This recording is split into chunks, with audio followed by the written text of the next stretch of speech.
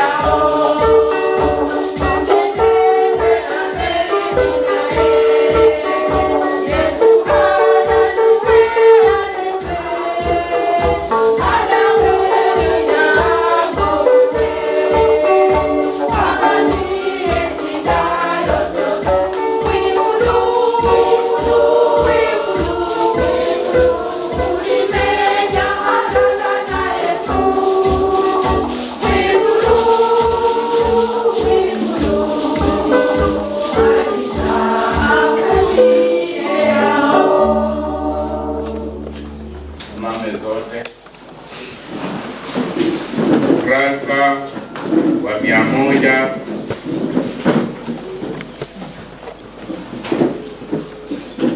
ukurasa wa 378 kitabu cha sala. Tumekusanyika hapa kuulaza mwili wa mpendwa wetu Emily Ateshi Atika Anene ambaye Bwana amemwita kwake, tukiamini ya kwamba kwa kuwa Yesu alikufa akafufuka tena, ndivyo itakavyokuwa kwa wale wanaokufa katika Kristo, kwani Mungu atawafufua pamoja na Yesu. Zote tuungame. Baba wa mbinguni, katika mwanao Yesu Kristo umetupatia imani ya kweli na tumaini la hakika. Imarisha imani hii na tumaini lililo ndani yetu siku zetu zote, ili tuweze kuishi kama wale wanaoamini katika msamaha wa dhambi na ufufuo wa maisha ya milele. Amina. Kila kitu kina majira yake. Kila jambo duniani lina wakati wake.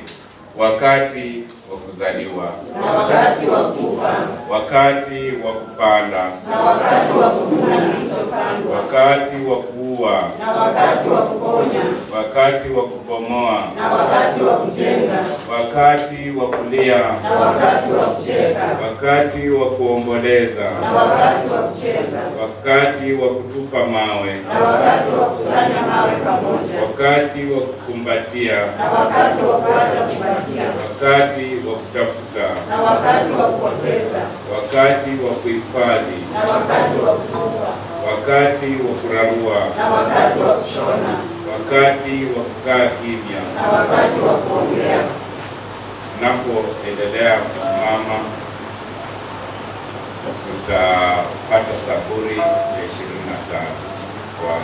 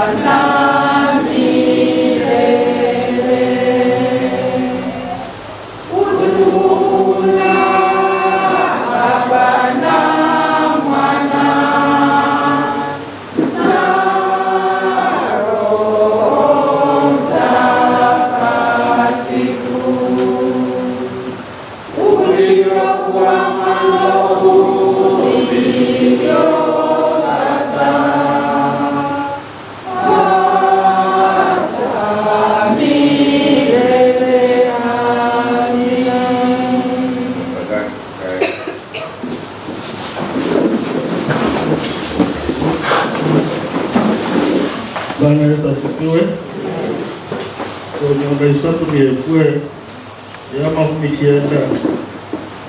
Zaburi 4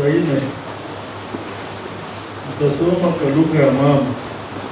Omwami nokubetsanga oshimenyo shekwe munzibulo byose. Olwasingulu kyali nikibi okwibulwa norashadonga ekyalo lyandilobata okurula kumumeri obula kumumeri niwe Nyasaye. Okalusinja abantu kulufu nosonga mukalushenywe abana b'abantu okuba imberuwo emika ekikumera kiribuzwa inga ishabere katashinga ise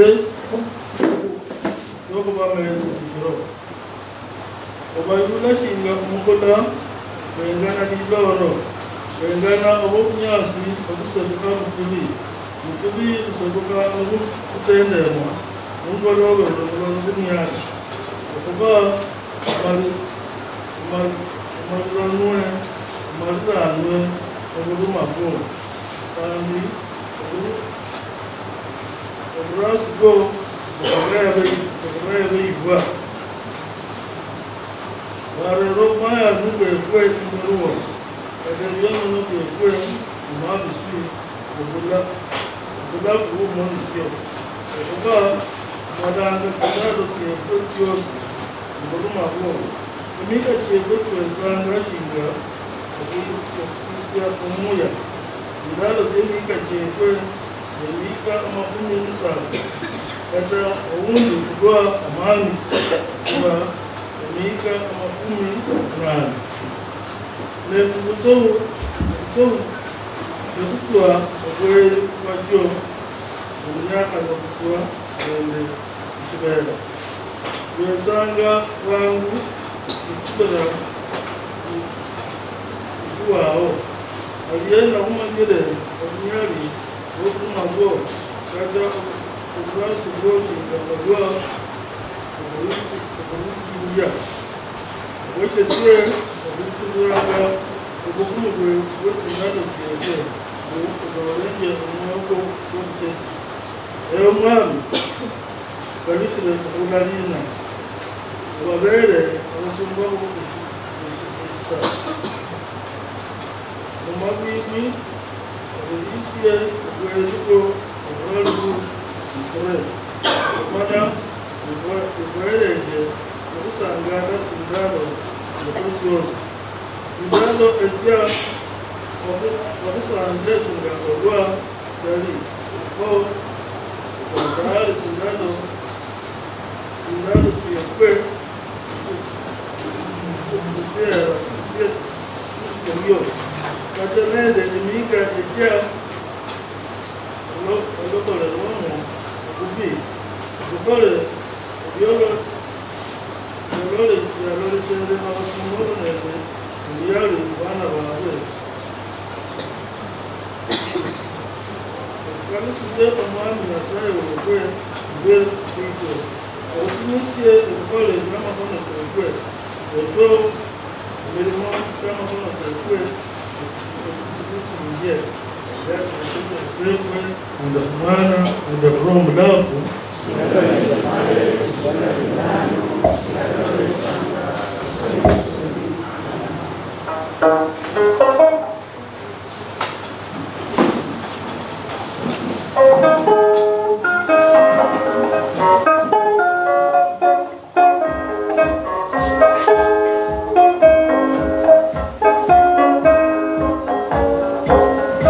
Wanaume kawia, utanuni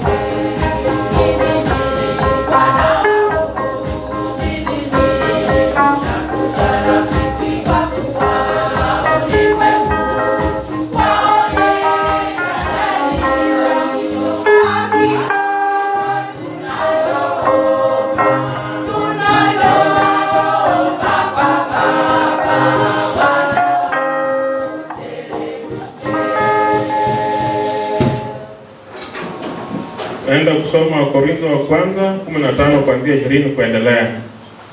Lakini kweli Kristo amefufuliwa kutoka kwa wafu, tunda la kwanza la wale wote waliolala. Kwa maana kama vile mauti ilivyokuja kwa njia ya mtu mmoja, vivyo hivyo ufufuo wa wafu umekuja kwa njia ya mtu mmoja. Kwa maana kama vile katika Adamu watu wote wanakufa, vivyo hivyo katika Kristo wote watafanywa hai, lakini kila mmoja kwa wakati wake. Kristo tunda la kwanza, kisha wale walio wake wakati itakapokuja. Ndipo mwisho utafika wakati atakapomkabidhi Mungu Baba mfalme, kisha angamiza kila utawala na kila mamlaka na nguvu. Kwa maana lazima Kristo atawale mpaka awe amewaweka adui zake wote chini ya miguu yake.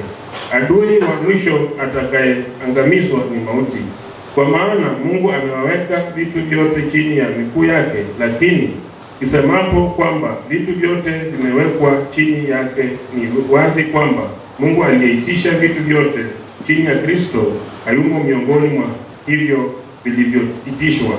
Atakapokuwa amekwisha kuyafanya haya, ndipo mwana mwenyewe ataitishwa chini yake yeye aliyeitisha vitu vyote, ili Mungu awe yote katika yote. Basi kama hakuna ufufuo, watafanyaje wale wabatizwao kwa ajili ya wafu? Kama wafu hawafufuliwi kamwe, mbona watu wanabatizwa kwa ajili yao? Nasi kwa upande wetu, kwa nini tunajitaharisha kila saa, kama majivuno yangu kwa ajili yenu katika Kristo Yesu Bwana wetu? Ni kweli ndugu zangu, inakufa kila siku, kama kwa sababu za kibinadamu tu nilipigana na wanyama wakali huko Efeso, ningekuwa nimepata faida gani? Kama wafu hufufuliwa hawafufuliwi, tuleni na kunywa, kwa kuwa kesho tutakufa. Msidanganyike, ushirika na watu wabaya hauharibu tabia njema. Sindukeni muwe na akili kama ipasavyo, wala msitende dhambi tena, kwa maana watu wengine hawamjui Mungu. Nasema mambo haya ili muone aibu. 35. Lakini labda mtu atasema, wafufuliwaje wafu? Nao huja kwa mwili gani? Ewe mpumbavu, ipandayo haiuki isipokufa, nayo ipandayo upande mwili ule utakaokuwa ila chembe tupu, ikiwa ni angano au nyingineyo. Lakini Mungu huipa mwili kama apendavyo, na kila mbegu mwili wake. Nyama yote si nyama moja, ila nyingine ni ya wanadamu, nyingine ya hayawani, nyingine ya ndege, nyingine ya samaki.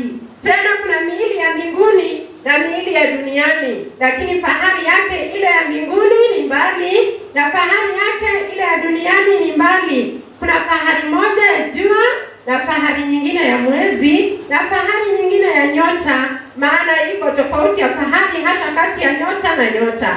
Kadhalika na kiama ya watu, upandwa katika uharibifu, ufufuliwa katika kutoharibika; upandwa katika aibu, ufufuliwa katika fahari; upandwa katika udhaifu, ufufuliwa katika nguvu; upandwa mwili wa asili, ufufuliwa mwili wa roho.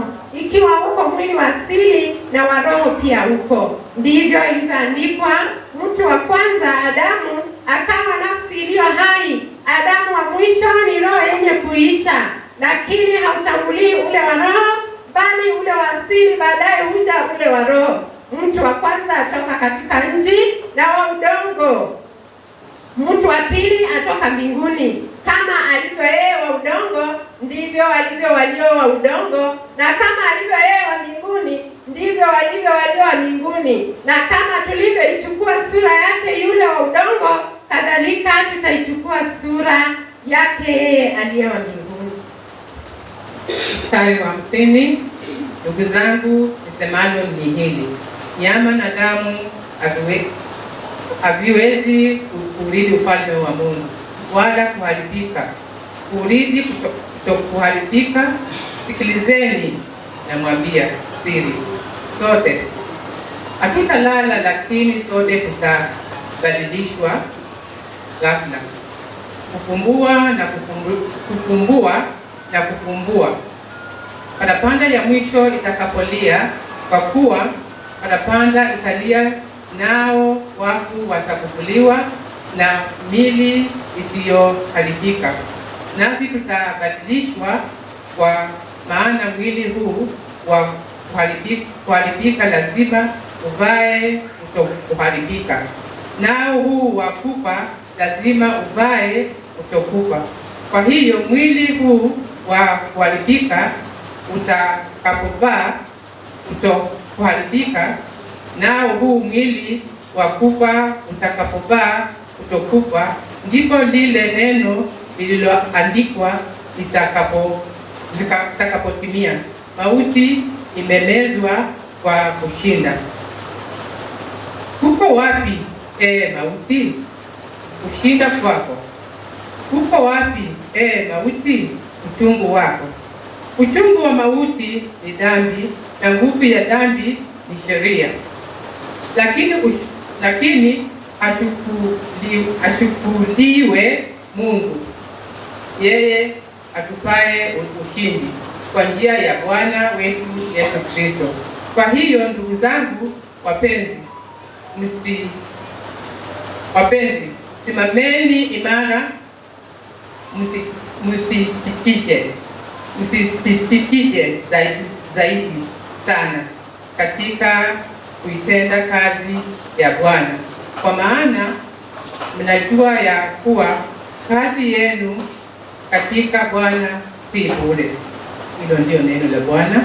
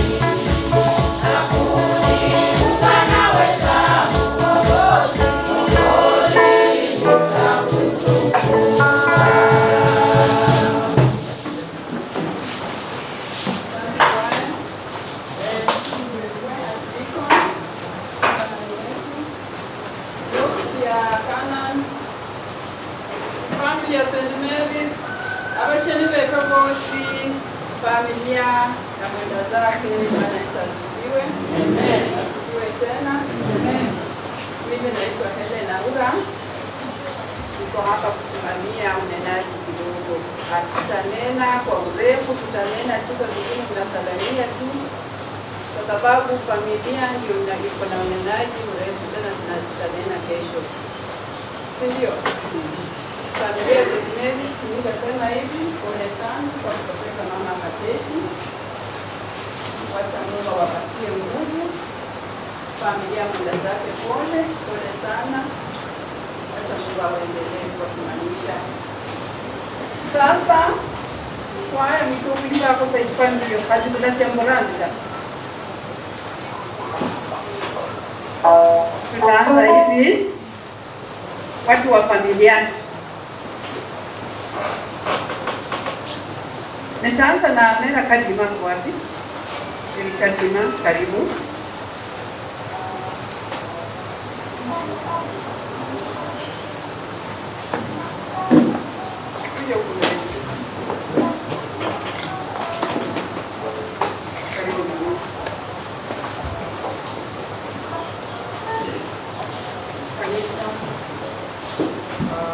Wageni ambao wamekuja kutusaidia msiba huu wa mama yetu mpendwa Ateshi. Marafiki, hamjambo? Hamjambo tena. Majina mimi ni mtoto mama Sofia ambaye ni dada ya Ateshi. Nasimama kusema ni asante kwa Mungu mama, na tena yeye mwenyewe ndiye amemchukua. Mama alikuwa rafiki na mtu wa jamii yetu, na amekuwa wa upendo kila mtoto ambaye alipita karibu na yeye. Wakati mama alikuwa anafanya kazi Nairobi, alikuwa wa upendo sana kwa jamii nzima ya kutoka upande wake na yeyote ambaye alikuwa karibu na yeye. Kwa hivyo tumehuzunika sana kupoteza mama kwa hiyo njia ya haraka. It was not expected. On 5th of this month, mama alikuwa amekuja Nairobi. Kuanzia hiyo wiki ilikuwa inaisha na kwa tarehe 5 kwa matibabu. Na tarehe 5 tulikuwa na mama kwa nyumba. Tukaongea mambo zetu za kawaida, maana alikuwa anatupenda na alikuwa kwa mawaida mengi. Kwa hivyo nilihuzunika sana kusikia kwamba mama ameenda, maana hakukuwa na hizo dalili za kuondoka huko duniani. Lakini tunamshukuru Mwenyezi Mungu, maana yeye ndiye alimuumba akamleta duniani humu na ndiye amemchukua. Tunasema ni asante. Kwa hivyo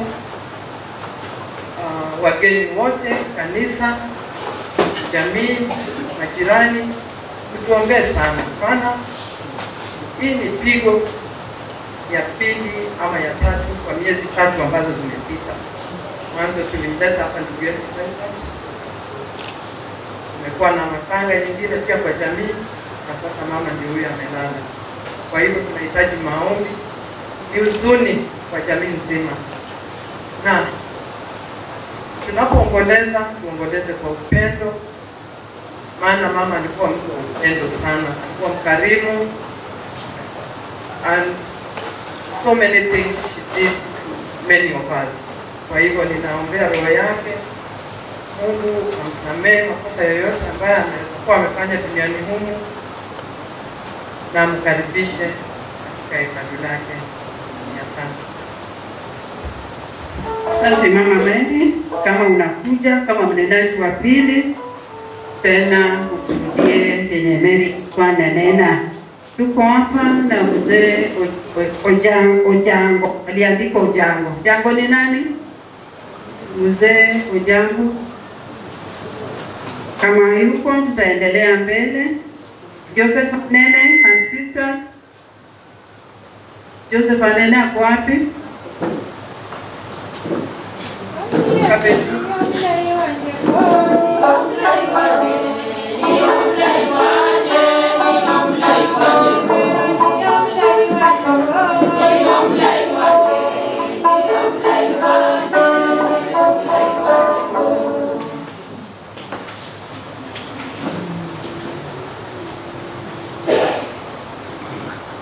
Madhabahu, waimbaji, upendo wote mliokuja kwa ajili ya safari yetu, na wasalimu wa mjambo.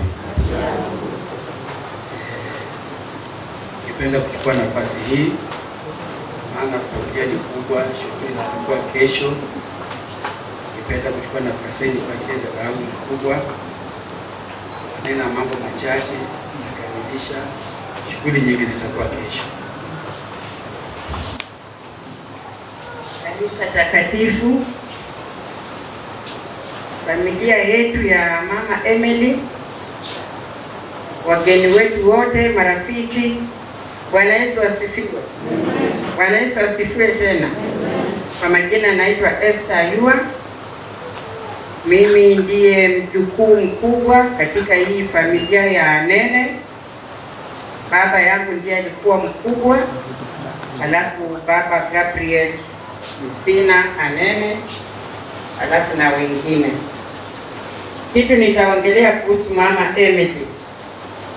Mama Emily alikuwa mama mzuri sana. Mama Emily alikuwa msafi.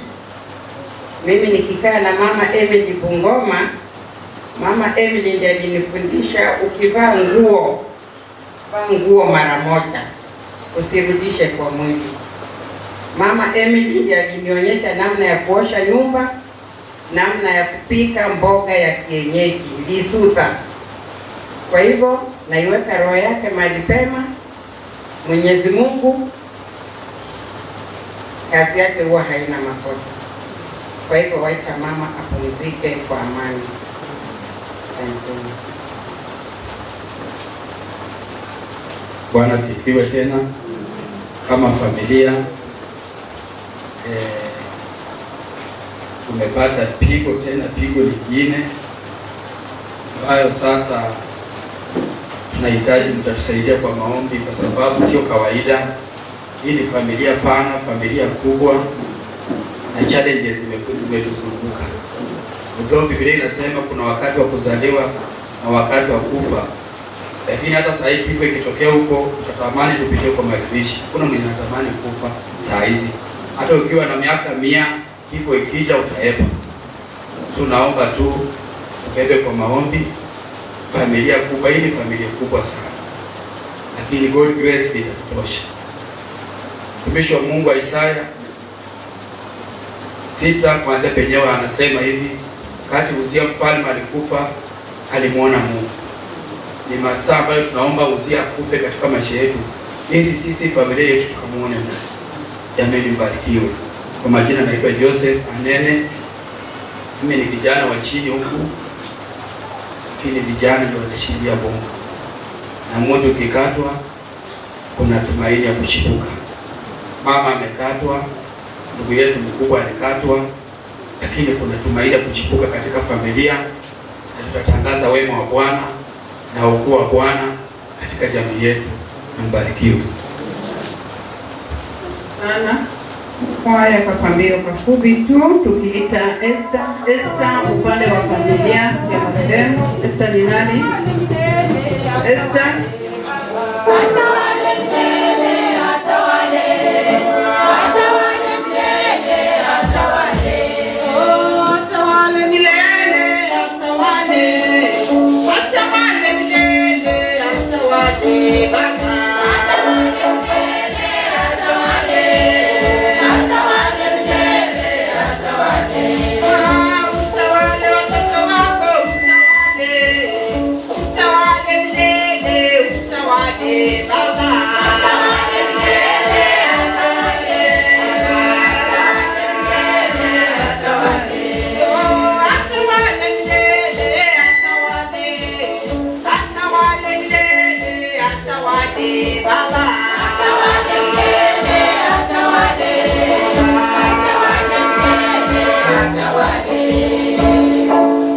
kwaya kuna kwa jukuu simamiwe na Daton.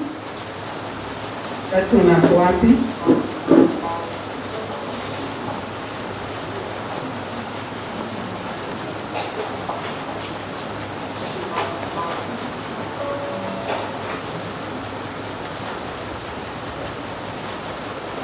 Viongozi wa kanisa, wanakwaya, marafiki na familia, mjambo. Bwana sifiwe. Amen. Siku ya leo nataka kuita grandchildren. Kama ulikuwa grandchildren kwa kuwa unaweza kuita dakika moja.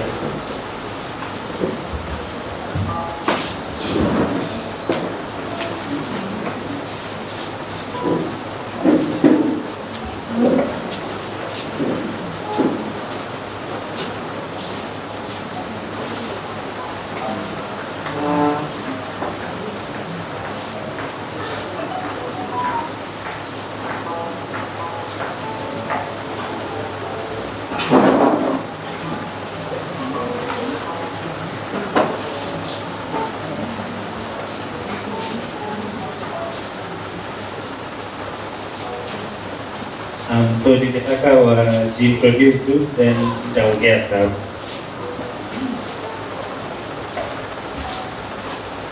Bali Sevana nga Esau kubatika.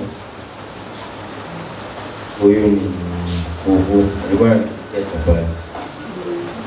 Ashakuja kunitembelea Butere na my grandmother kama kijua. Kakamega generally, but she took her time, she came to see me at Butere. Music what I would want to learn, but she came. I really appreciated that. And it's a big loss for me.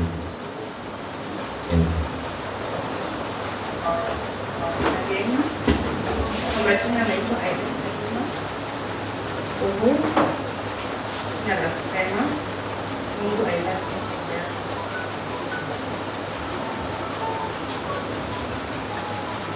kabisa. Wazazi wote, kwa majina naitwa Luka Uhu, rest in peace. Tulikupenda lakini Mungu alikupenda zaidi. Lala salama. I praise God.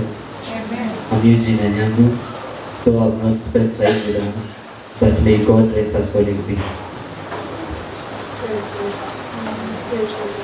Amen.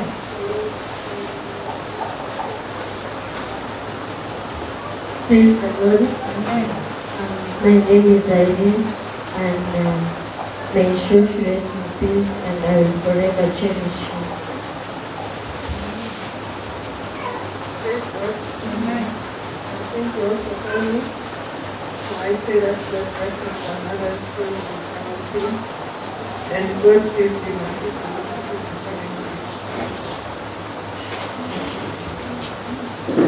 Praise God, church. Amen. Kwa majina ni Sofia Kadima. Huyu alikuwa kuzi yangu, nilikuwa namuita Katishi kwa sababu alikuwa kama yani ni dada yangu, kwa sababu ya dada yako hapa ni kuhu, na ni pigo kubwa kwa sababu kabla hata nisafiri tulipotoka msiba mwingine nilimwona hiyo Jumamosi na tukaongea na kacheka kidogo, hata nikamkumbatia. Kumbe ilikuwa ni siku yake kuniambia kwa heri. Tukuombe na mtuzidi kuweka kwa maombi kabisa, tunahitaji rehema yenu. Bwana Yesu asifiwe. Amen. Bwana Yesu asifiwe tena. Amen. Kwa majina naitwa Saidi Nusra. Huyo alikuwa kuku yangu. Mama yake marehemu Joyce. Ningependa kusema asanteni kwa kanisa kwa kuwa na sisi wakati huu, kwa sababu naanza kuwa changamoto sana. Ningependa mtuombee na tunapoendelea na hii shughuli. Asanteni kwa kuwa nasi. Bwana asifiwe. Amen. Asifiwe tena. Kwa majina naitwa Wale Sanene. Huyu alikuwa kuhu wangu. The last memory niko nayo kwa nilimpeleka airport Sunday morning, and tuka-agree tutaonana, akifika tukaongea. Apparently alifika tukaongea, but hatukuwahi onana tena. But may God rest his soul in eternal peace. Tutaonana tena. My name is Faisal Anene Uhu.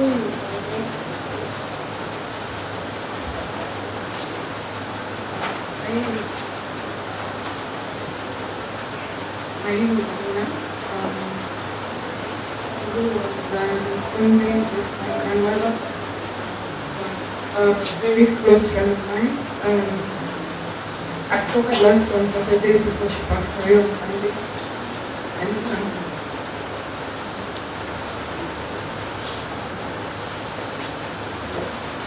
I still can't believe that she's gone, but I will cherish all the memories that together.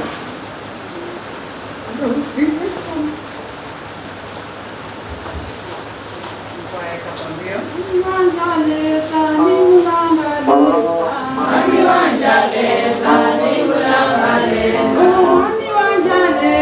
Ni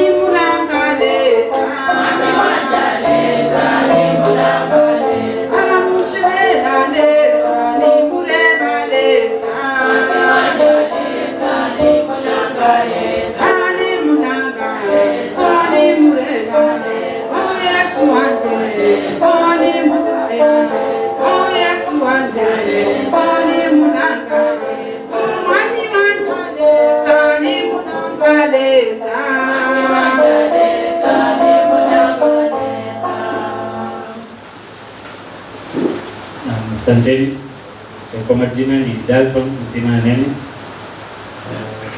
Ningependa kusema kuna mengi tunaweza ongea juu ya kuhuu.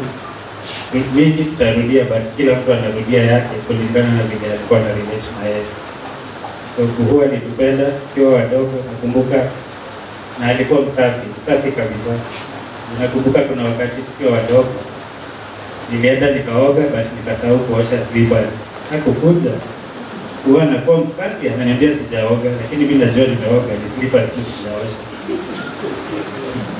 Sasa nakumbuka kutoka hiyo siku, kila siku lazima nianze na slippers kwanza ndio nioge, ndio asipite baadaye kusema sijaoga. So na pia najua kuwa nilipenda masomo, sababu nakumbuka wakati wazazi wangu wangekuja kwa Kakamega, kuna siku nakumbuka alikuja na bodaboda, akakaa amebeba chapati, hata sijui alibeba zilikuwa vitu vingi. Sasa tumefika, akaattend hiyo meeting, kumaliza kipatana, ananiambia amekaa huko karibu 3 hours, hata ajui mbona alikuwa amekaa huko. So tukakuja, ndio nimpata hapo hapo. Sasa nilipata amenunua soda 3, hadi nimekaa namuuliza hizi soda tuko mimi na wewe peke yako, soda 3 ni za nani? Akaniambia nisahau mimi napenda gari, akaamua ninunue zote. Kuna vingi tunaweza ongea. We cherish the memories we had with her. It is sad that she had to leave so soon, because I believe, and I always told her 80 is still a young age, so it was too soon to lose her just a month after we lost our dad. But we thank the church, our neighbors, our friends, family for coming through once again when we called for your help. So that was commendable and it gave us strength.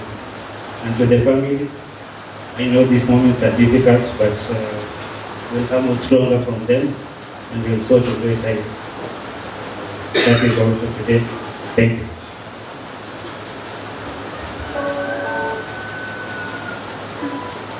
That one, Wallace and the rest of the kids when you hapa, you should learn how to stay without mama. Huyo kuku.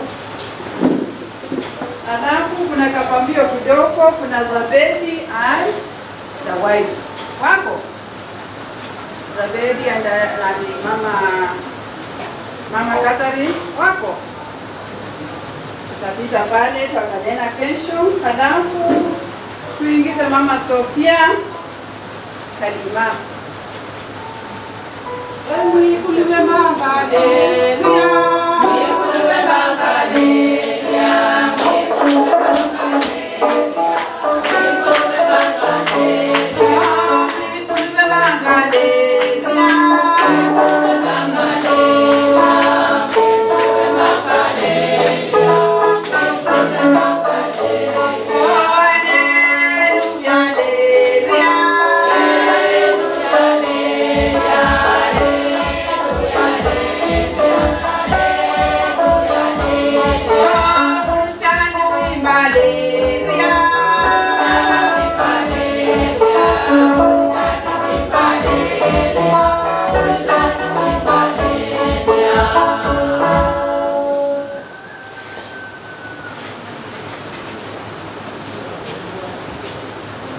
Abakukuru abali bugwali kwandai family ya Mama Emily Ateji abakeni bosi abekanisa ino ikolindai ya hamkesi ya mwensi mlembe bosi mlembe handi mwani yese zomibwe mulanje Sofia Nyaga Kadima Yesu Yomo Kwani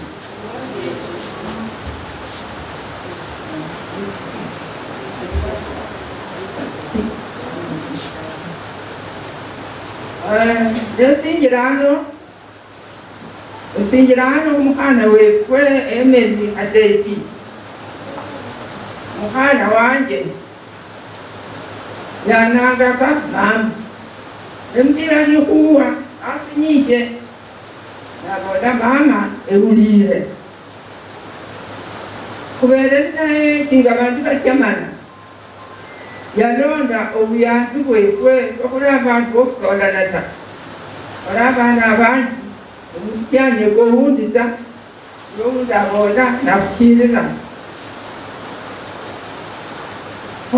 esiye amani kabula mota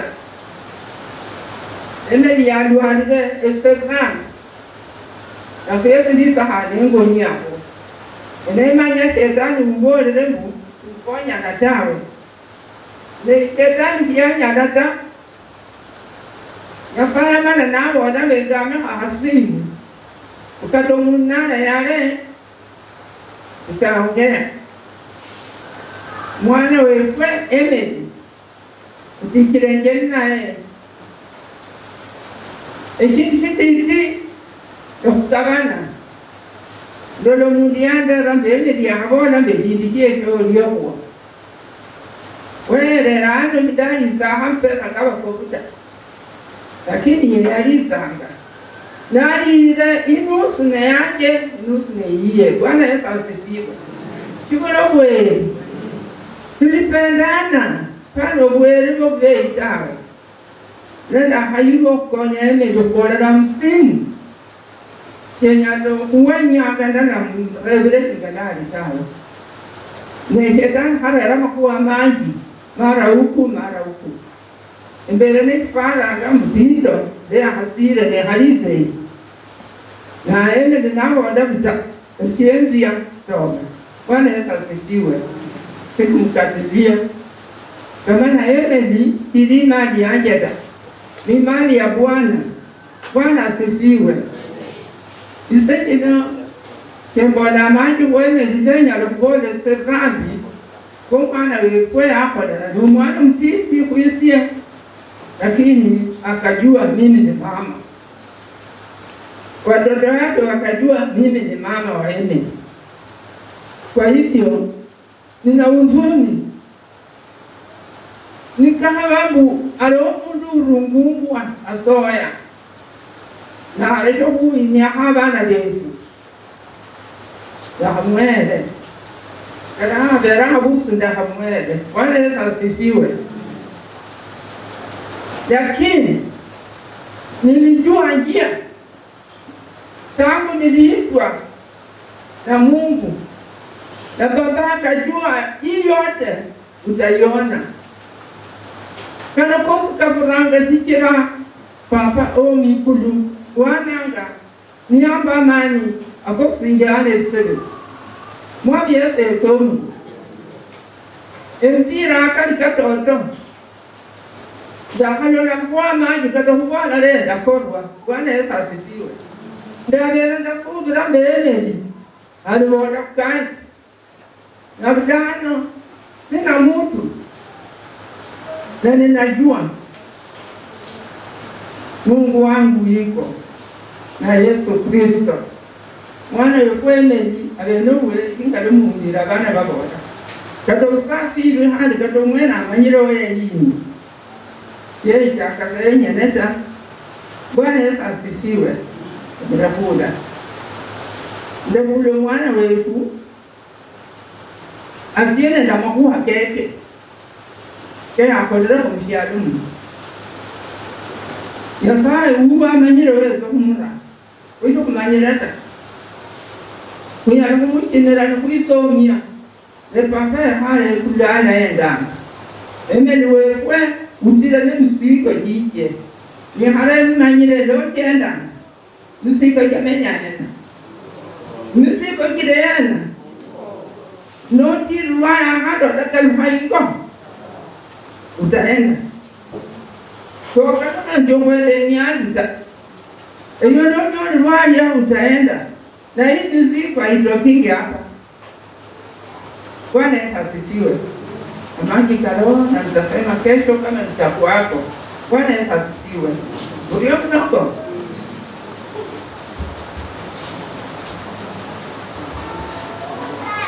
Omwana abo Sofia kwa wapi? Mama nene tu moja mbili.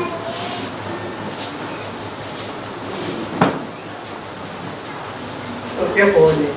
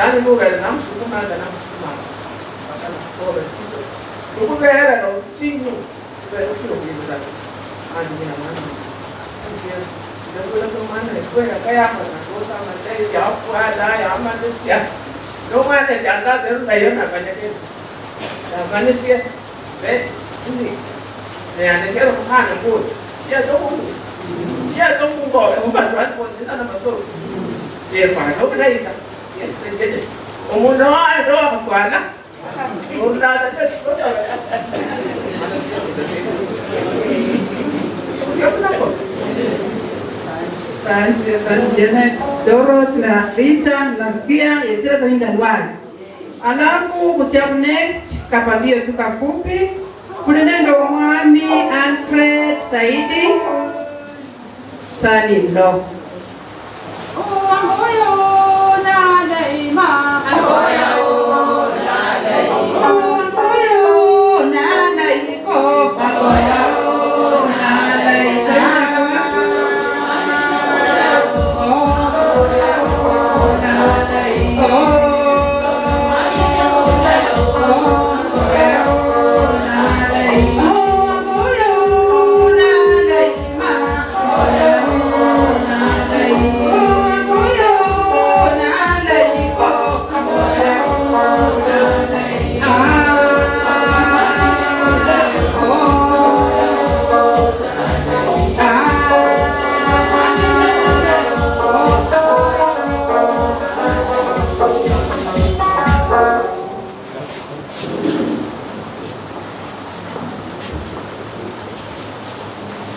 Madhabahu matakatifu peho banje mwana mama washiriki wa hii kanisa la ICK, marafiki na majirani, hamjambo. Nataka kusema pole. Esie banangabara saidi hasabu Erlanga emadaba kaprasi Neshiro bola hota kwa sababu tuliko na huzuni mingi. Naomba tu idhini ya kidogo. Hawa ndio wanaweza kuongea kidogo na mjue time yuko vingine kidogo tu kusalamia na kwenda. Huyu ni ndugu yangu. Anasika mlemba boss. Mlemba mama. Mera bana ngawari kuno kubwa na ndo anasaida sababu pole. Sasa mama kweli alikuwa mzuri. Mama alikuwa msafi. Mama alikuwa mtu wa kuunganisha. Mama alikuwa mtu wa kusikia. Mama alikuwa mwalimu mzuri sana. Mama alikuwa Mkristo. Mama alikuwa mtu anajua kukaribisha wageni. Na wakati niliingia kwa boma lake, akanipa msichana wake. Mimi nikafurahi, nikapata wachukuu wake. Mwaka wa 2010 Mwenyezi Mungu akamchukua. Na Mungu na maajabu yake akanipatia mama ambaye alitunza hao watoto waliachwa na Joyce. Joyce aliniacha mwaka wa 2010. Na nikapatika kupata mama mwingine akatunza hao watoto mpaka wote wamemaliza university. Na aliwaunganisha. Nikikuja mama anamchukua tu kama mtoto wake. Nina sifa nyingi na shukrani mingi kwake. Kwa hivyo ningependa tu kumpatia nafasi kwa vile ulikuwa marafiki sana. Seme kidogo. Pengine watoto wako wataanza kwanza kidogo, alafu nitasema yangu mwisho. Asante sana kanisa kwa nafasi. Jambo tena kanisa. Mimi yangu ni kutoa shukrani na kusema asante kwa kuja kusimama nasi. Ningependa kuomba tena muendelee kuombea sauti. Abama sika boss mlembe. Mlembe cha mama mimi. Mlembe mno. Mlembe cha mwana. Mlembe cha mama mlai. Asante. Sendina makuba malisho kuona ta. Na hanyeza kuwa lengi mama Emily yali mama wangu. Wendeta maisha komsiani mkwe. Leta ingone labet kulubabe. Mama ya mkula kama mwana uwe. Chiana nganga kwa mama za ezendi na mkula. Yana nganga mama wanje na mkula. Nikamera kama mama yana. Renda utra mama urudi rawo Jumatatu asubuhi. Nekosa. Nenyanya saa ya mbele. Nekosa darira dabola koska na bola ile mama ulashira wina betskulu lakini nyasa udaranga alera betskulu ba mama. Ese na kwenye polendi asante kutoka kufanya maska kama moyo fumianze mama Emily oriba bolrendeza munzu wa mama desianga ni pale sitting. Mama yananga wambolrari mama wanje angapo nenzia yanjiro mkono yanjira mbedu mumwe yambora mame ngonangano kenyo manye bachini betile bekalangano kenyo manye shari mama mlai kona kenyeza kubolendi asante kutoka kufanya kusinzia mama mwarusi yo mwisho yasaya mbisha lai uwe kulita kwa kana kwa kola malai. Asante.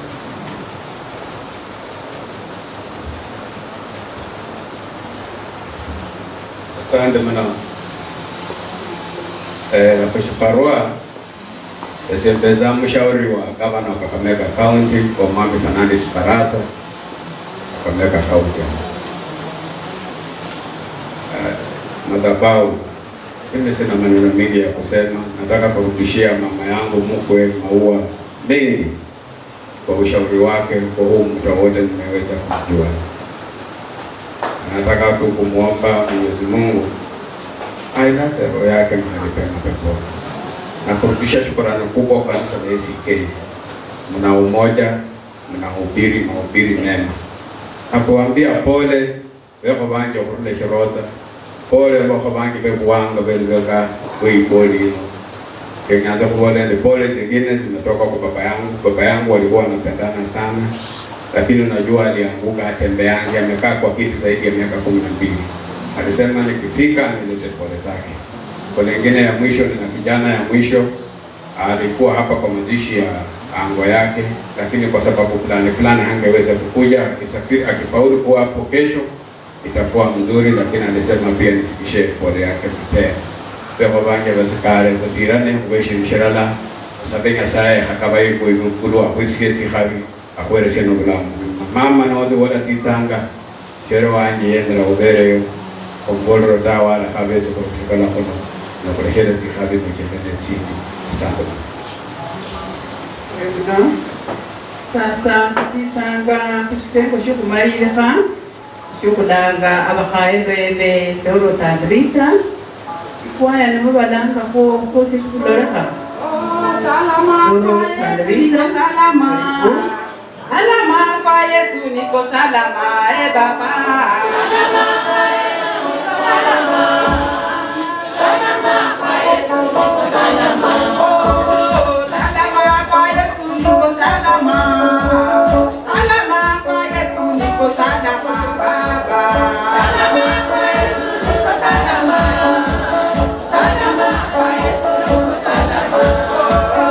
salama kwa Yesu niko salama.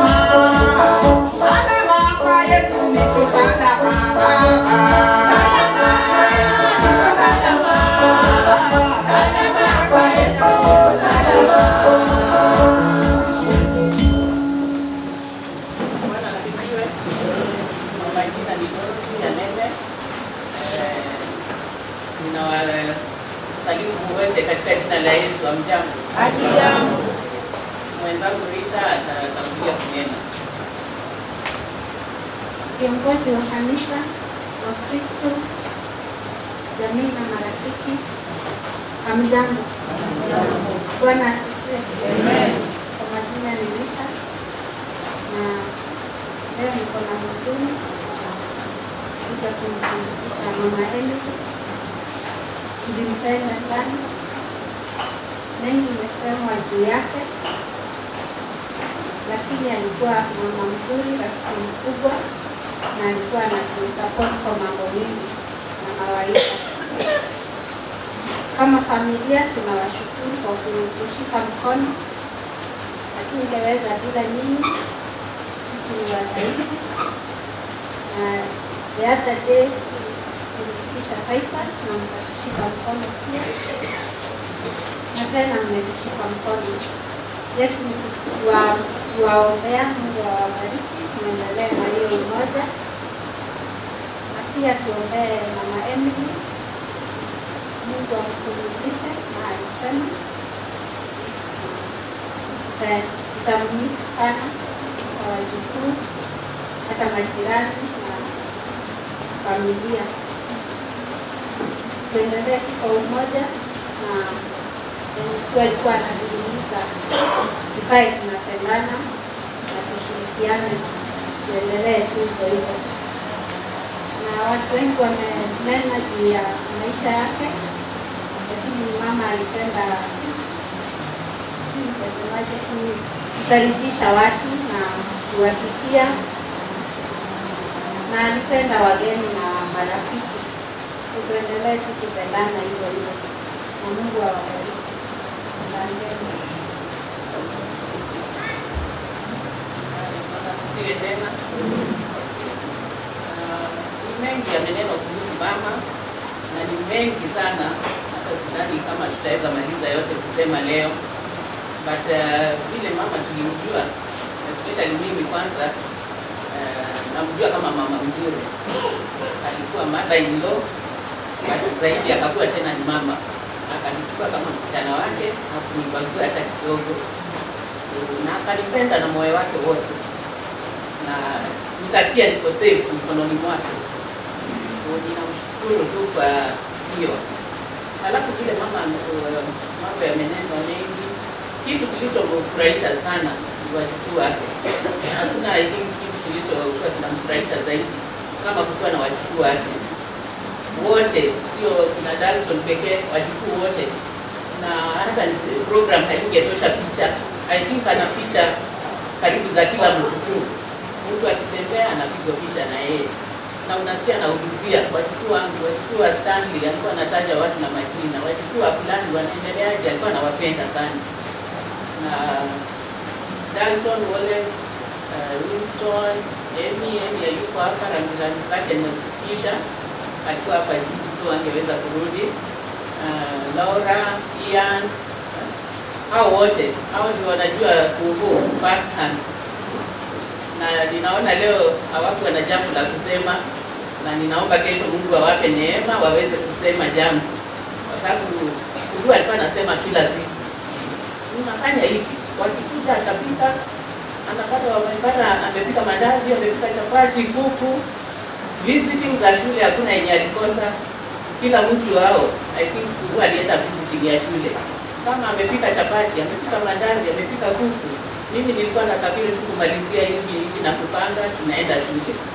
So na alikuwa anawaambia, wenyewe wanajua hivi, alikuwa anawaambia siku nitakufa hakutakosa kitu cha kusema, mtasema Mungu wetu alitufanyia, Mungu wetu alitufanyia. So ninaomba Mungu awape neema hiyo muweze kusema jambo kesho. Na alikuwa anawaambia kila wakati, hata wanajua. Alikuwa anasema wajukuu wangu ndio watanizika. Hiyo ni kitu hakuficha. Alikuwa anasema wajukuu wangu watanizika. So wakati umefika na vile tu alitaka ndio hivyo. Na Mungu ana mipango mingi. Friday kabla yeye kuaga, nilikuwa hapa tangu tutoke Nairobi, tulikuja tukakaa vizuri. Nairobi tuliishi vizuri na yeye, hata akakuwa amekuwa vizuri. Watu wakiwa hapo walimuona wakasema amekuwa mzima. So hakujua hii safari itafika haraka. Na Friday nilipokuwa ninatoka nikienda Bungoma, tukaongea, alikuwa anaota jua nje. Nikajitayarisha hata saa 6 hivi. Na hiyo ni Friday ya tarehe 11. Nikamwambia naenda Bungoma. Kutoka hapo nitapanda basi Mumias niende. Kuna shughuli kwetu Nakuru and then nitaenda Nairobi siku chache na nirudi. Na akaniuliza utarudi siku gani?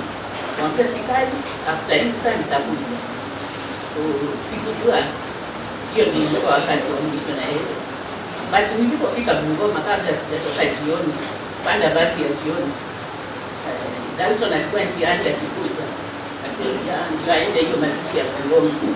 Na alipofika jioni hiyo akanipigia simu Dalton, akaniambia, "Ukuambia kuhuni nakuja." Nikamwambia alijua, pengine amesahau. Nikamuuliza kwa nini? Akasema kwa sababu mkuu wangu amefurahi sana.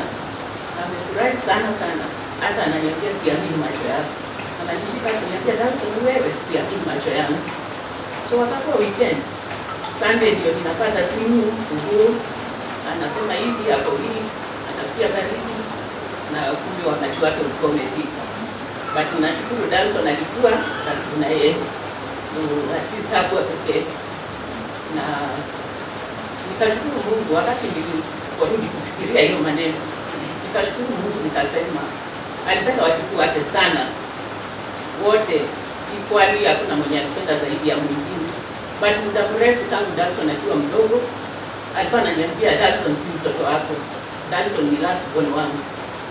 Na Dalton alizaliwa kuwa kingoja. Hata kuna picha nilitaka iwekwe kwenye program akiwa hospitali amebeba mtoto. Huyu alikuwa ni Dalton. Na ninashukuru Mungu ana mpango kwa sababu Mungu alienda mkononi mwa Dalton hiyo asubuhi. So kama alikuwa anangoja hivi mpango ya mtu ya Mungu. So jambo lingine ningependa kushukuru, sijakuwa na mama peke yangu. Mzigo ulikuwa rahisi kwa sababu nilikuwa na mama Sofia karibu. Walipendana vile mama Sofia amenena. Kila asubuhi lazima wangepigiana simu. Hiyo ni kitu nilijua. Lazima mama Sofia angetafuta, hata unakuta saa zingine missed calls nyingi mpaka anapiga simu yangu natafuta dada yangu. So walipendana kabisa. Na hata mama alikuwa anasema kwa mama Sofia ndizi haziishi. Hata tumana kesho akipata mtu mwingine wa kutuma anatuma zingine. So tumekula ndizi hapa na kwa Sofia. Ndizi na mrenda haziishi. So alichunga dada yake sana. Na wakati wowote nilipokuwa na jambo nilikuwa nampigia mama Sofia. Shukrani zingine ningependa kupeleka kwa dada yangu Mary. Unajua vile tumetembea. Tumekuwa na mwendo mrefu sana na Mary, lakini tumesaidiana ndio iliwefanya mzigo wangu ukakuwa rahisi. Mary angekuwa saa zingine anaenda kazini, lakini kama mama ako Nairobi tunaenda appointment, Mary anatubeba anatupeleka Kenyatta, anatuacha huko, anangoja masaa ya kazi ifike, tukiwa kwa parking, ndio anaingia gari tena anaenda kazini. Jioni akiweza anatupitia tena, umefika wapi, anatupitia, anatuchukua, tunarudi. Sisi ni majirani kule Buruguru. Akishindwa anatutumia dereva atupeleke nyumbani. na tulikuwa tunasaidiana, sio Mary pekee. Nilikuwa pia na Caroline Saidi, Mama Winston, na tulikuwa na Mama Joy. Mzigo ulikuwa rahisi kwa sababu tungeenda kwa daktari, pengine test ifanywe, nini results tupate. Nilikuwa ninawatumia copy, ninasambaza kwa WhatsApp. Natumia Mama Joy, natumia Mary, natumia Mama Winston, na tunaulizana tutafanya nini, ama hivi ndio daktari amesema. Tunasaidiana. Saa zingine huyu anatuma, Mama Winston atume hata pesa, anaongeza iko pesa ya dawa, pesa ya petroli hivyo. So wamefanya safari yetu na mama ikakuwa rahisi, ikakuwa nyepesi kwangu, na ninapenda kuwashukuru kabisa kabisa.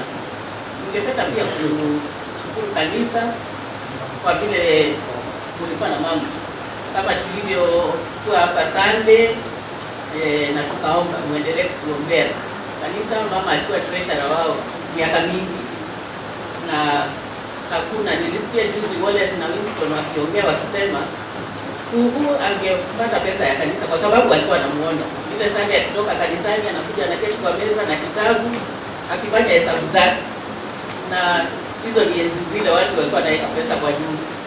Vile pesa itafungwa na kwenye itafichwa utawaiona.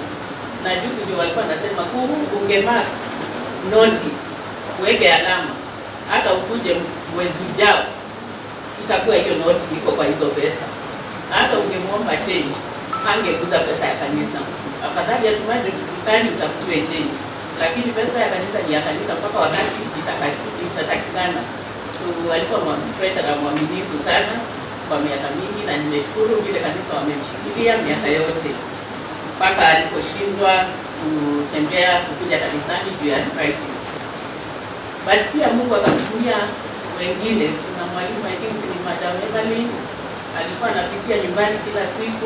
Mwalimu anapitia nyumbani kila siku, muda mrefu anachukua mama anamleta kanisani na gari na anamrudisha nyumbani. Hakuwa ananipigia ananiambia nimeenda kanisa kwa sababu kuna mama rafiki yangu ananipitia kila siku, anachukua ananipeleka kanisani na ananirudisha. So ningependa kumshukuru sana mwalimu. So hawa watoto wanasema mambo ya usafi ya kuhu na julikana, wako na story ya kuhu.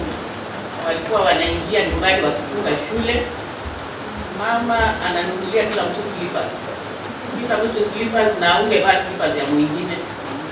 Toothbrush wanatumia, wakifunga hivi kazi wanarudi Nairobi anaziosha zote kwa maji ya chumvi, ya kila mtu inafungwa. Wakati ule mwingine wakikuja wamesahau ilikuwa ya nani, na yeye anakumbuka hii ni yako, hii ni yako, na huwezi kutumia ya mwingine. So walikuwa na wakati mzuri, wanaketiki saa zingine wanakumbuka stories. Wanasema tulikuwa tunaingia hivi, kitu cha kwanza tunaketi na kuhusu sisi wote mezani, anaandika menu kama ya hoteli vile watakuwa wanakula. So walijua wako na program, hii siku ni ya kukula hii, na Thursday usiku lazima angewapikia chips. So walikuwa wamependa hao watoto wake sana sana sana, na watoto wengine wote kwa hii familia. So ni mengi tungesema ya mama. Kesho pia tutakuwa na wakati na tutaongea. Mtu mwingine wa mjibu ningependa kushirikishia shukrani ni Sister Rita. Sijui kama ako hapa, alikuwa ameniambia ataenda conference ya kazi, ni jirani wetu hapa. Huyo ndio tumekuwa tukipigia kila wakati. Tunamwambia enda waangalie mama nyumbani, atampea dawa, mwangalia vile vilivyo. So na watu wengine wote bibi hao nitataja kesho ambao wamekuwa wakiishi na mama, wengi najua wako hapa. So tunasema asante, tumefanya mzigo wetu na maisha yetu ya kuishi na mama ikakuwa rahisi, kwa sababu tulipokuwa mbali tulijua tuna watu karibu. Hakuna kitu kingefanyika kwa mama, ninasemaga hakuna kitu kitaweza fanyika kwa mama na ikae hata nusu saa bila sisi kujua, kwa sababu alikuwa vile wa kuwelcome watu. So ngoma yake pia hiyo gate inakuaga ni kufunga na kufungua. So nilikuwa naambia watu mama hata hawezi akakufa kwa nyumba. Vile watu wanasema mtu anakufia kwa nyumba siku 2-3 hakujulikana. Yake hata tungekaa nusu saa. Walikuwa wanamwangalia sana majirani wetu. So ni asante, na tunaendelea kusema mtuombee familia yetu. Imekuwa safari nzito tangu mwaka uanze, but tunajua Mungu ako na mpango mwema nasi na ataendelea kutushikilia na kutuongoza. Asante.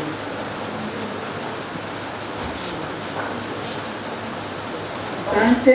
Kama wakabetanga abakaye ba Titus Lulu sabe kutasichaka tsarano kwa unenaji wa kanisa ndenyiro kukira Nyasaye obyo kulwa nyanga ino kulwa mama ukona tsindolo ndakakola nende mama Kateshi nendi church secretary for several years nabihango bishi kimshi yako siamangodo shikalo berongola ta kanshiyaro muyungu bafuta sabire ni Nyasaye nabanachama amrabu ndalai dalango kwa sababu kanisa mna nyanga ili Jumapili na gola msomesa mimi nataka kuona nyumbani nje kwa majisu wako nani nyambo landa ketona ndakaywa ndakayofuana kama Yesu wako nani erindi kama nyine litinyu okukosia kama familia Titus yatire andeme ndibona atsisanga kanisa a complete family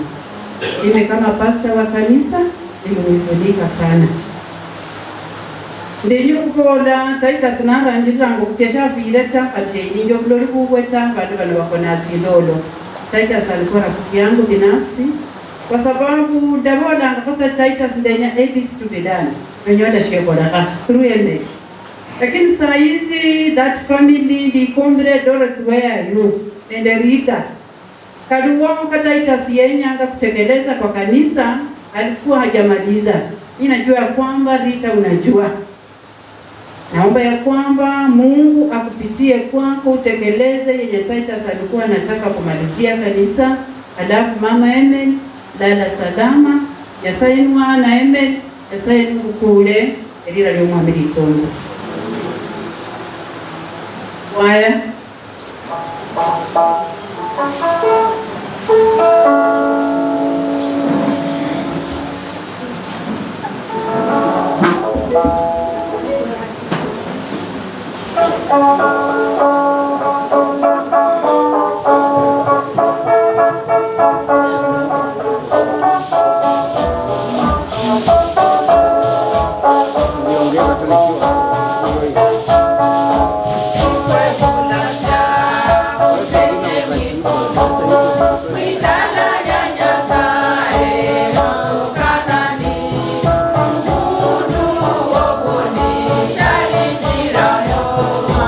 Kanani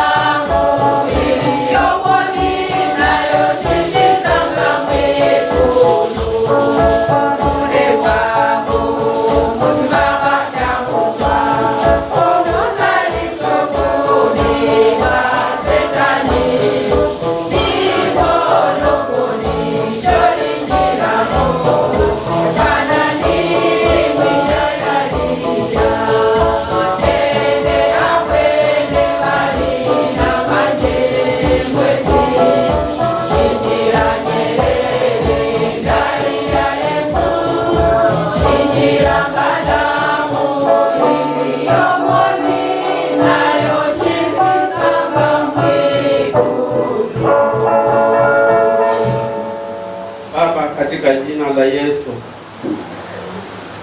twainama juu ya chini ya miguu yako, kwa sababu tunajua kwako kuna nguvu na kwako kuna uwezo wote. Tunakushukuru kwa maisha ya mtumishi wako Emily hapa ulimwenguni, akakutumikia hata hapa kanisani. Katika ibada hii yake wasije kukualika na kuomba kwamba ukamuweke mahali panapofaa, naponena na watu wako ukanene na kwa Yesu Kristo Bwana wetu. Amen.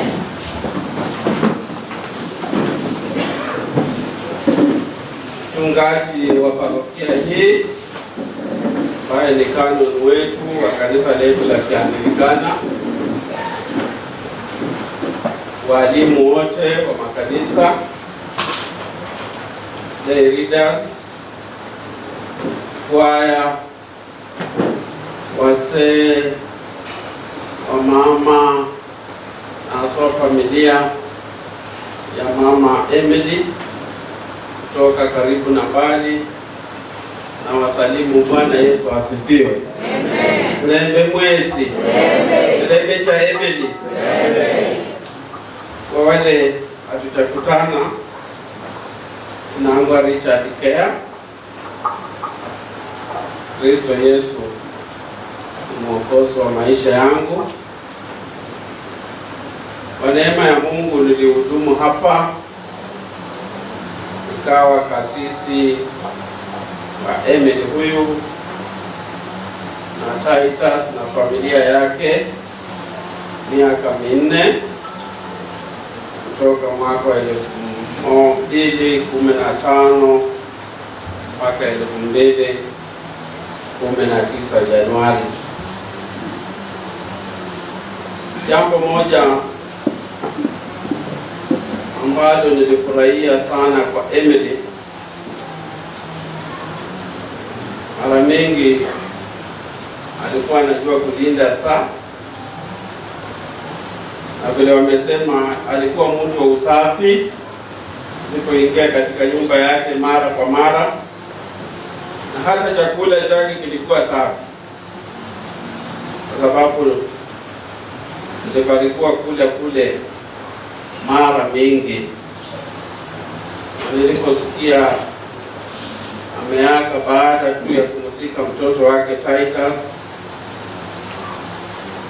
nikahuzunika sana, lakini tena nikasema Mungu ni mwema, wengine ametaka waite wote wakati mmoja. Bwana Yesu asifiwe. Amen. Nataka kusema kwa familia, poleni sana. Mungu awatie nguvu, Mungu asidi kuwa tegemeo lenu, na kila wakati usidi kumtumikia Mungu kwa uaminifu, kwa sababu ndiye rafiki wa karibu. Sisi wengine baada ya kesho huenda tutaondoka, lakini Mungu atabaki kuwa baba na mama katika maisha yenu. Nasema mama Emily alikuwa nguzo wa kanisa hili la St. Mary's, na hata mara mingi ukiona mtoto anafanya kazi kanisani, ukitazama chanzo vizuri ni mzazi.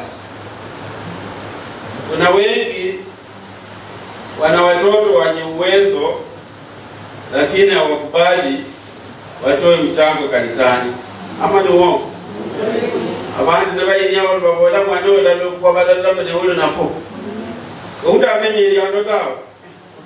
Kwa hivyo ukiona mtoto anapenda kanisa, anafanya kazi ya kanisa, hasa ikija wakati wa mchango anatoa. Jinsi Titus alikuwa anatoa mchango hasa katika ujenzi hata wa hiyo nyumba, mambo mengine nikiwa hapa, angetuletea wageni kutoka Eldoret na wapi. Angalia mzazi. Wewe sababu kama unaona bana watu nyali mwezi mmoja japo mfano kwa Emily. Bwana Yesu asifiwe. Amen. Wakati mlikuwa mna uwezo, watoto hao wanasoma, mlikuwa mnaomba Mungu abariki watoto, Mungu tubariki watoto, tutawapeana kanisani wafanye kazi. Sasa Mungu amewabariki, tuwalete wafanye kazi ya Mungu. Nataka nisome Zaburi 116.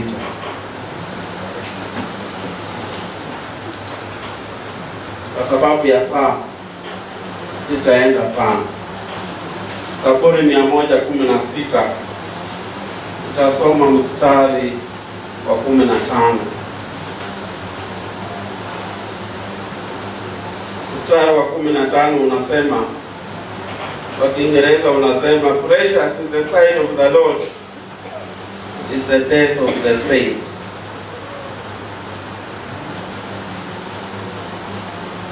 Kwamba kifo cha mtakatifu ni kizuri sana, ama ni cha muhimu mbele za nani? Za Mungu. Precious in the sight of the Lord is the death of his saints. Kifo cha watakatifu. Saa hizi ninapoongea nina matanga nyumbani. Wale wana vyombo vya habari mlisikia watoto waliuawa kule Bungoma, sehemu inaitwa Sinasiani. Walikuwa wameenda kuiba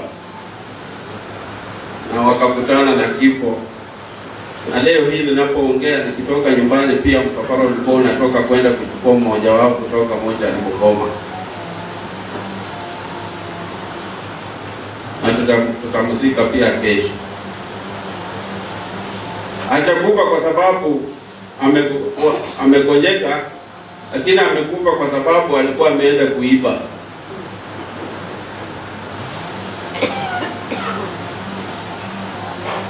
Na hapa nimesoma kifo cha mwenye haki, kifo cha mtakatifu mbele za Mungu ni cha muhimu, kinapendeza. Uliza mwenzako, kifo chako kitakuwaje? Umeokoka kumuuliza? Na nataka kukuuliza wewe unayeniangalia, je, kifo chako kitakuwa cha aina gani? Hili ni jambo ambalo tunastahili kujiuliza. Je, wakati hata nitakapoaka, usemi gani utasemwa katika ibada yangu na utakuwa kweli? Unajua, huwa nakaa sana kabla ya kusikia ushuhuda kwa matanga. Nachukuanga miaka kabla sijasikia ushuhuda kwa matanga, kwa sababu kwa matanga watu watakukalisha masaa manne wakikudanganya. Umekaa tu wewe pale, umekaa tu sasa, una cha kufanya, iresi jambo za msaada wewe kumbuka mo. So mara mingi kwa zile pale sinafanya, naenda kwa matanga wakati wanamalizia ushuhuda, nikiingia na ubiri na badala niende nikaya hapo 3 hours nikidanganywa. Kesho ukija kwetu watasema masaa hayo, na sidhani kama kuna mtu atasema kijana alikuanga mwizi hapa.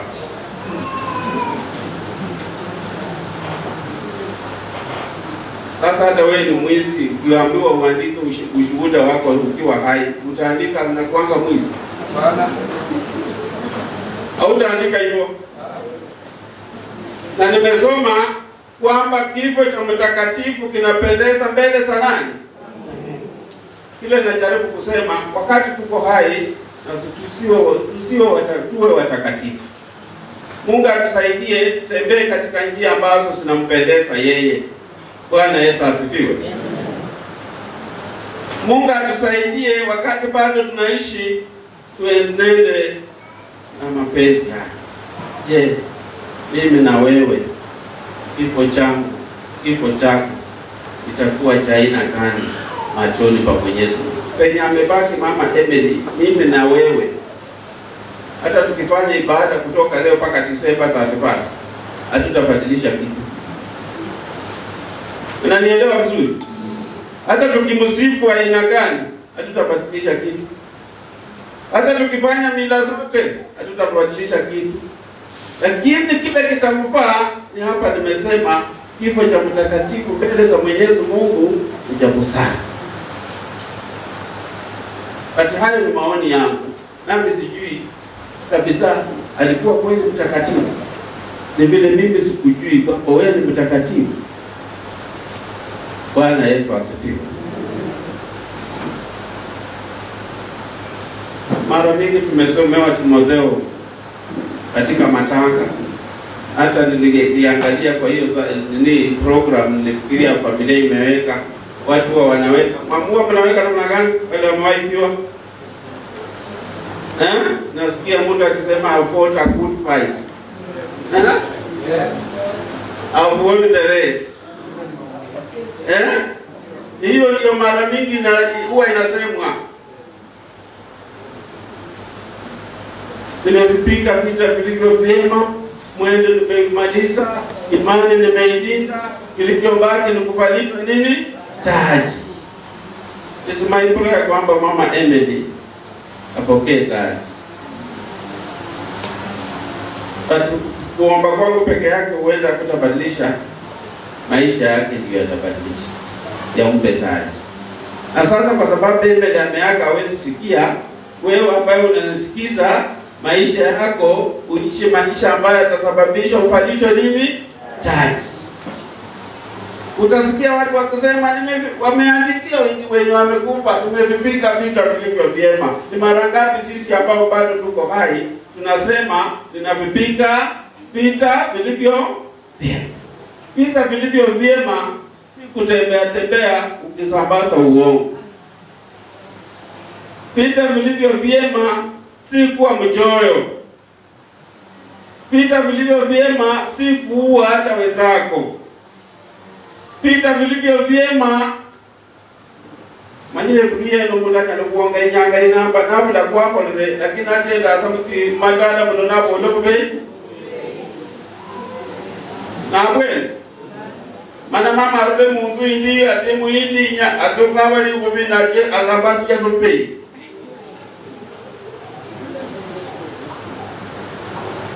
Lero kata masata andu wosu na babe na wakati mwabole ya kuola mabwena. Kile najaribu kusema, wacha Mungu atusaidie kwamba tunaposema ninavipika vita, ninaposema Mungu ni Mkristo, wacha niishi katika Ukristo. Bwana Yesu asifiwe. Emily amemaliza safari yake. Safari iliyobaki ni yangu na wewe. Anaomba langu kwamba jinsi Emily alivyoonyesha mtoto wake Titus, na hata nimeona mheshimiwa aliyooa Joyce. Nakumbuka nikiwa hapa kuna wakati walienda kufanya ibada ya kukumbusha huko. Nataka niseme wacha Mungu atusaidie kwamba tuishi maisha ambapo hivyo kitakapotupata sisi usiwe na wasiwasi kukutana na Yesu. Usiwe na wasiwasi wakati wa hukumu utakapotolewa. Abayo malesa mwa miaka mingi mukanisa mnolu musupatili musomesia olu treasure ka Emily akaba treasure olu mukristayo olu muhali yosu itanga buli Jumapili amanda kwakana umurro sinobi umwami Yesu ezongwe. Wacha kifo kitakapotupata iwe ambacho Mungu atafurahia. Nyasaye sajamanga hoisaidi handa chakula walaishinda na Emily. Tukubali kwamba Emily ameenda na tunaamini kwamba kifo chake akitakuwa chukizo kwa Mungu. Penyasa ugonye tubatonyere kondo kusirira umenya ubulamo bulayi ili Nyasaye na kulanga ili ifwali yefwe libeli chamisia imbelwa wina wa Nyasaye. Ondo kumenya bulayi nukupanda kalya malayi kandi katabana befwe bala nyola tihadi. Inakuanga hiyo Psalms 37 verse 25 ambayo inasema, Daudi anasema, nilikuwa kijana sasa ni mzee, kile kitu sijaiona ni mwenye haki ameachwa, wale watoto wake wanaombaomba mkate, kwamba wakati unafanya mema baraka zinaingia kwa familia ya wakati no bala mabi valia na babolambo barashina David alifanya aliyo mema na boleje medono eta sialia mulinda si nyasa si jera sidu kunyanga nata esi akana kuna boleje shinga no mundu so para isa kikabana nyasa Yerusalemu lianzia mimi kanisa ya yoda mudia yoda shida ya kubola baita ita sada bao au niseme mramu kanota najua wachukua wamemlinda, lakini ile hamu ya kuona mtoto wake ingekuwa, na Mungu akamuita naye akasema njoo. Je, wakati Mungu atatuambia njoo, atatupata tukiwa hali gani? Mungu atusaidie, Mungu anene nasi katika hali sote, kwamba kifo kitakapotupata tuwe tayari kukutana na Mungu, tuwe tayari na maisha yetu yaliyotengenezwa na Mungu, mienendo yetu ambayo itampendeza Mungu. Na kuwa tayari ni lazima uanze saa hii na ukatembee na Mungu kwa kila jambo ambalo Mungu anahitaji wewe kufanya na mimi. Mungu awalinde familia, hasa wajane wa Titus, watoto wale wa Joyce na wote katika familia pana hii. Wacha Mungu wa baraka, Mungu wa neema awafunike, kwamba licha ya Emily kuondoka kumfuata Titus kwa karibu, wacha huyu Mungu asidi kuwa tegemeo lenu, na mkisimama katika misingi ya Mungu ambayo imewekwa tayari, nataka kuhakikishia familia yenu itanawili. Jinsi Msomesi amesema, msidi kufanya kazi iliyokuwa ikifanywa na wenda zake Emily Titus katika kanisa hili, na bila shaka Mungu atasimama naye. Bwana Yesu asifiwe. Na sisi sote yale mema ambayo tuliona kwa Emily, wacha tukayafanye katika maisha yetu. Kanisa, sisi wote watumishi, tujifunze kwa Emily kwamba kama aliweka 1,000 ya namba fulani, hiyo ndio atarudisha wakati alikuwa treasurer. Majizi nyangazi nolero juzi nimehandle kesi ya matumizi mabaya kwa ofisi ya kanisa. Yaani berero mkanisa mundanya lazo kuiba. Mungu lable. Berero mundanya lazo bora mshikapo shi sadaka.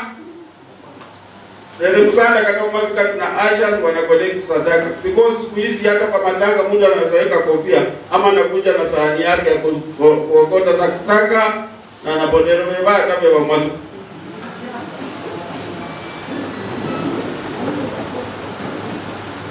Wapendwa, wacha tumtumikie Mungu na Mungu atatubariki. Bwana Yesu asifiwe. Naomba tusimame tuombe.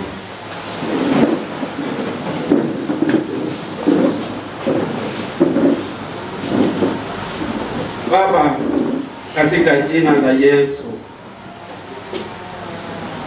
jina lililokuu kushinda majina yote, twainamishwa vichwa vyetu kwako, kwa sababu msaada wetu watoka kwako. Baba, tazama familia hii ya mama Emily ambaye imemleta mwili wake kanisani kwa kumbukumbu na kazi njema aliyofanya hapa. Unajua moyo umeuweka mahali unaofaa kwake. Familia hii twainua mikononi mwako, kwamba wanapoanza maisha bila Emily, Baba ukaje ukawa mama yao, ukawalinde, ukawape nguvu, ukaimarisha hata imani yao kwako, ukawabariki na kuwaongoza kwa kila hatua. Linda wachukuu wote, linda watoto wote ambao wamebaki katika jamii hii, wamama wote na familia kubwa. zidi kuwawezesha kuishi maisha bila Emily na Titus, ukiwabariki kwa sababu wewe ni Mungu mwema. Mwovu shetani wa kuinuka na kuleta yasiyofaa na kuwakumbusha hata yasiyofaa, Baba, katika jina la Yesu twakukemea akapate kushindwa. Shuka na ukatawale familia hii, kaongoze na wewe kila wakati kwa utukufu wa jina lako. Asante Mungu kwa sababu unasikia maombi yetu na unatenda. Ni kwa Yesu Kristo tumeomba na kuamini.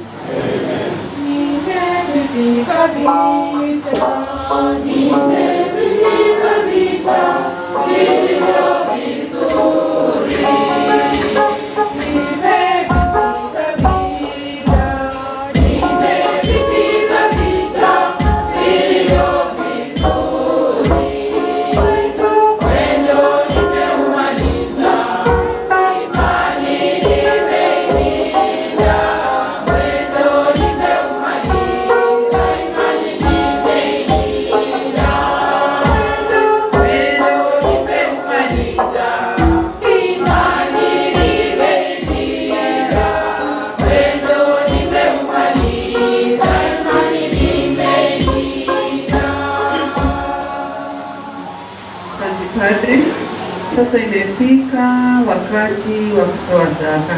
Shanwa, unaponende shanwa, tafadhali tembea polepole uje unaweka hapa.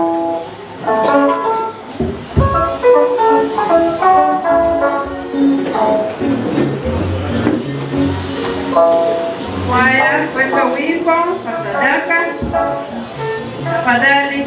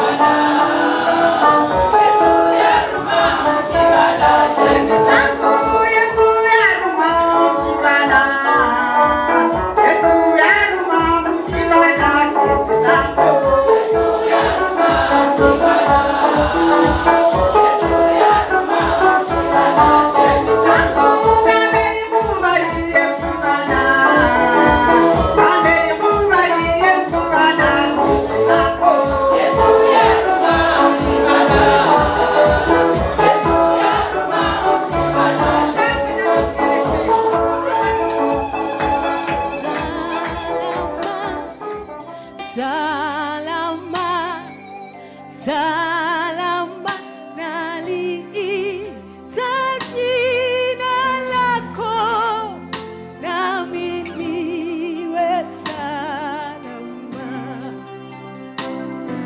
Salama, salama, salama, salama, naliita jina lako, nami niwe salama. Oh, salama, salama, salama, salama, naliita jina lako, nami niwe salama.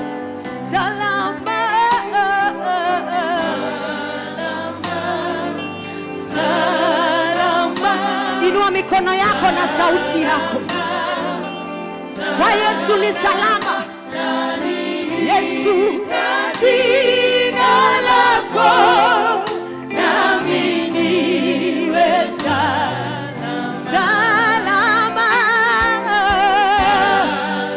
Ni salama.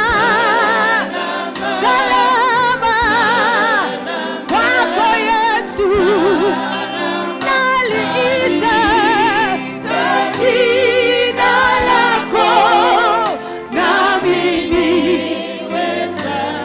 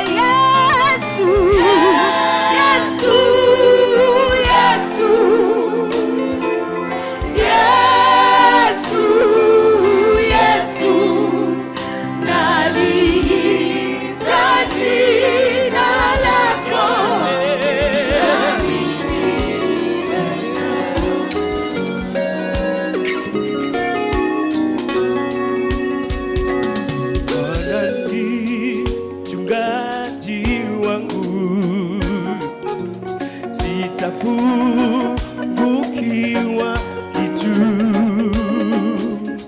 Unilaza kwenye majani mabichi, uniongoza kwa maji matulivu. Yeye Bwana hunikuisha nafsi yangu, uniongoza kwa njia za haki. Nipitapo bondeni mwa mauti, sitaogopa, wewe unami. Nipe mikono ya juu jamani, makofi kwa yeye. Ongeza sifa, sifa, sifa, sifa kwa Yesu. Hey,